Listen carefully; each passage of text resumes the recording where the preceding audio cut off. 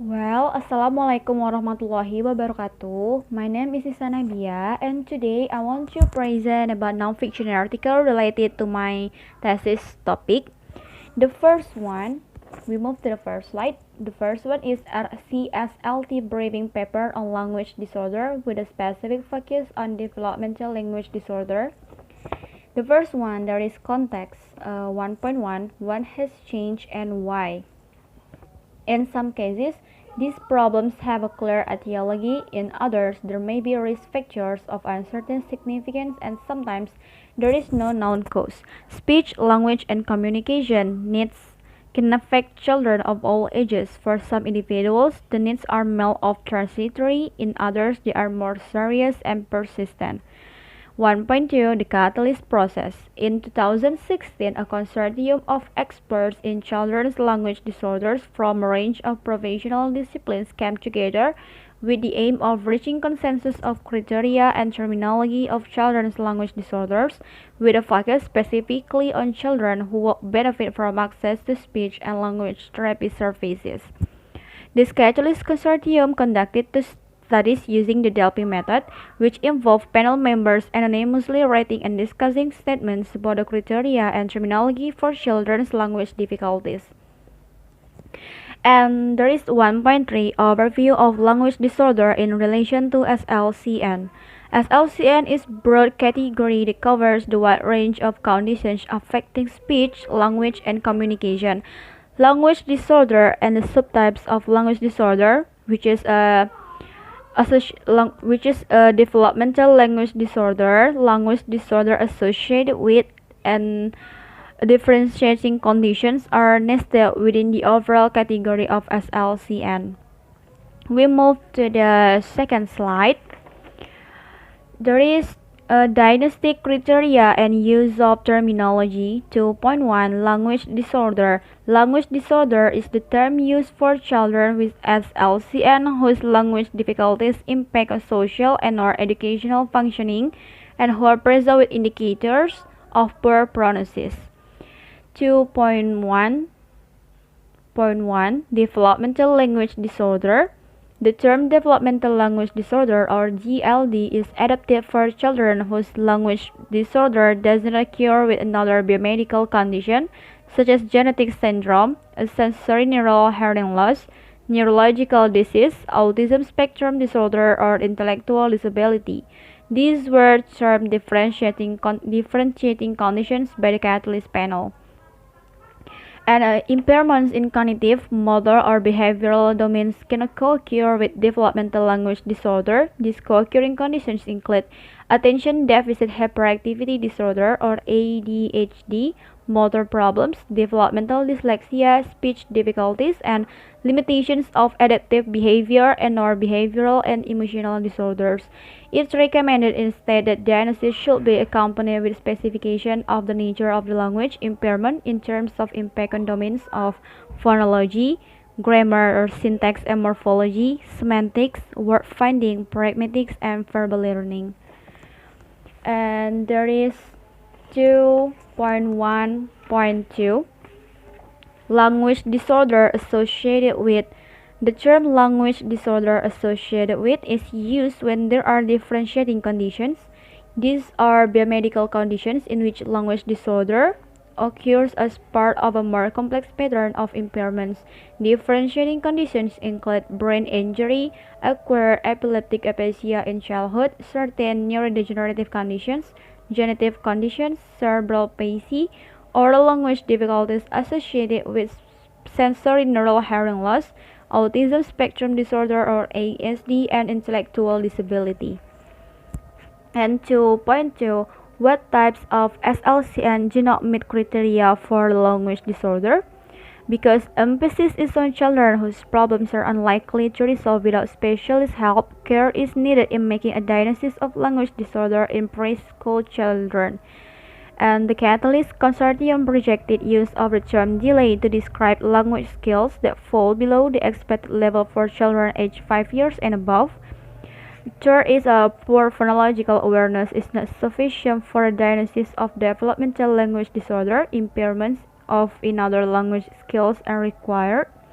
The last is children growing up learning more than a language are not regarded as having developmental language disorder unless there is evidence that they have poor expressive and/or receptive language in their home language.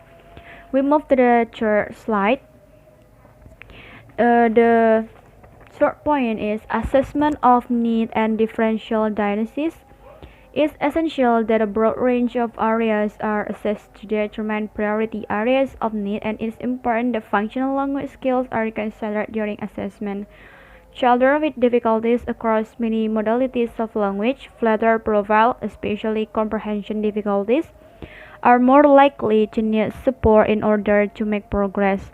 And the third is assessment of nonverbal IQ by an educational psychologist is not required in order to make a diagnosis of developmental language disorder.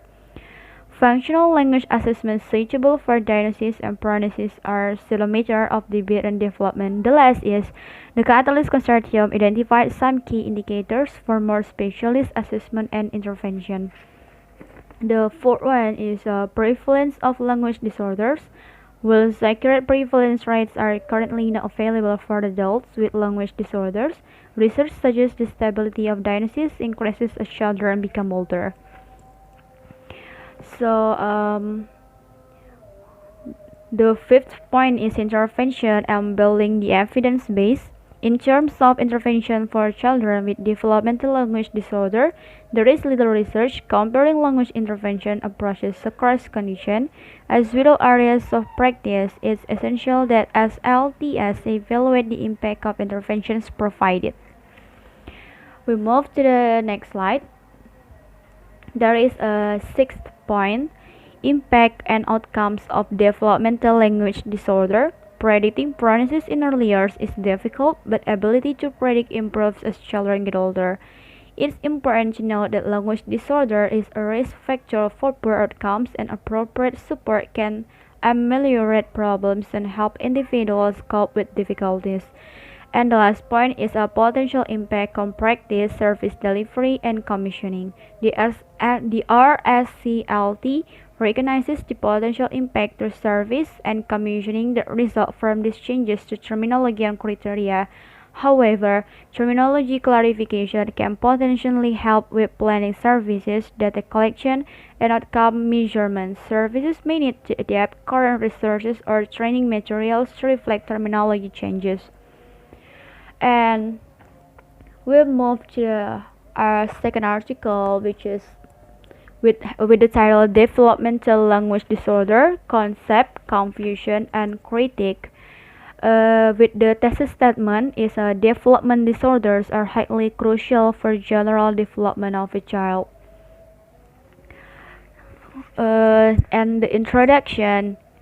Difficulties in learning a language are quite natural. Language disability is also a common phenomenon. Many terms and concepts have been used synonymously to define and explain some related concepts. The word developmental refers to an unknown condition.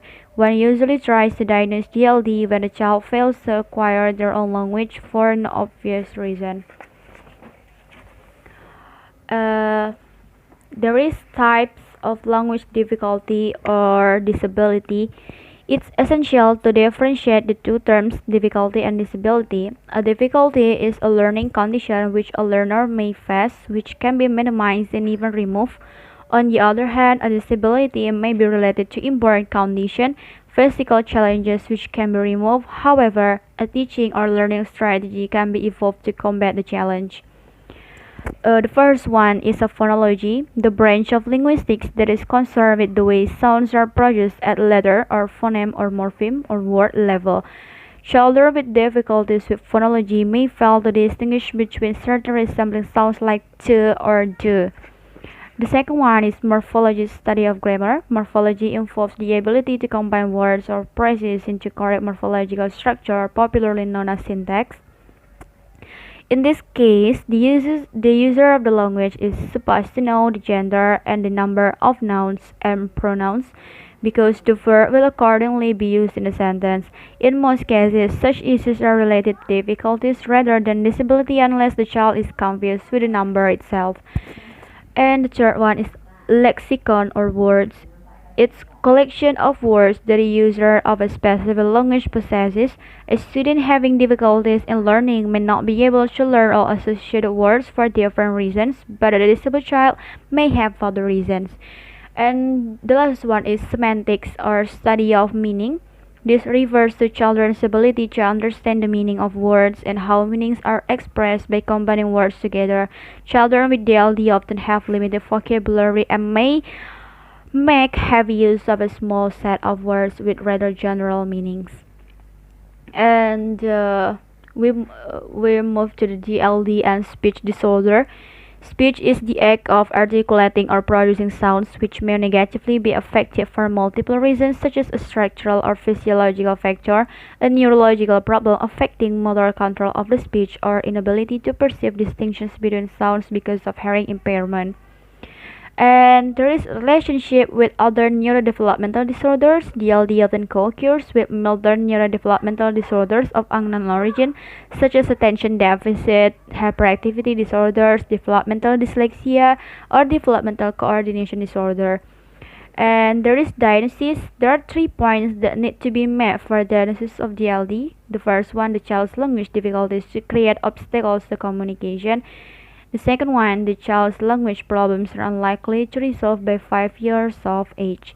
And the last one, the problems are not associated with any non-biomedical conditions such as brain injury, neurodegenerative conditions, genetic conditions, or similar disorders. The last one is treatment or strategies. Treatment is usually carried out by speech and language therapists or pathologists who use a wide range of techniques to stimulate language learning. Well, I think that's all about my presentation today. And thank you for the attention. Wassalamualaikum warahmatullahi wabarakatuh.